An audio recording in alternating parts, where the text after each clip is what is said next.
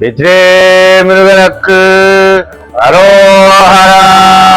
வெற்றிவேல் முருகனுக்கு அரோஹரா. வெறுவே முருகனுக்கு அரோஹரா. ஞானவே முருகனுக்கு அரோஹரா. கந்தனுக்கு அரோஹரா. திருச்செந்தூரில் நடைபெற்ற சுப்பிரமணிய சுவாமி திருக்கோவில் குடமுழக்கு விழாவில் ஜப்பானை சேர்ந்த சுப்பிரமணியம், பாலகுருமணி ஆகியோர் தலைமையில் 25 பக்தர்கள் வந்திருந்து தரிசனம் செய்தனர். ஜப்பானில் முருகன் சரவணன் என்ற பெயரில் வழங்கப்படுவதாகவும் புகழ்பெற்ற விழாவில் பங்கேற்க தமிழக அரசு உதவி செய்ததாகவும் அவர்கள் தெரிவித்தனர். ஓம் சரவணபவ. வணக்கம். நம் பேரு பாலகும்ப குருமுனி சிவா ஆதி நம் ஜப்பான்。私たちはね、今回日本から、ここに来ました。そして、政府の皆さんに感謝いたしたいと思います。本当にありがとうございます。私たちはですね、この、トゥルチャンドゥール、千人ラーダーにクンバアビシエカムできることをですね、12年に一度のクンバアビシエカムをできることを本当に嬉しく思っております。ナンドリー。வணக்கம்.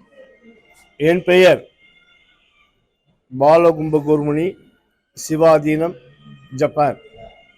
நான் இன்று தமிழக அரசு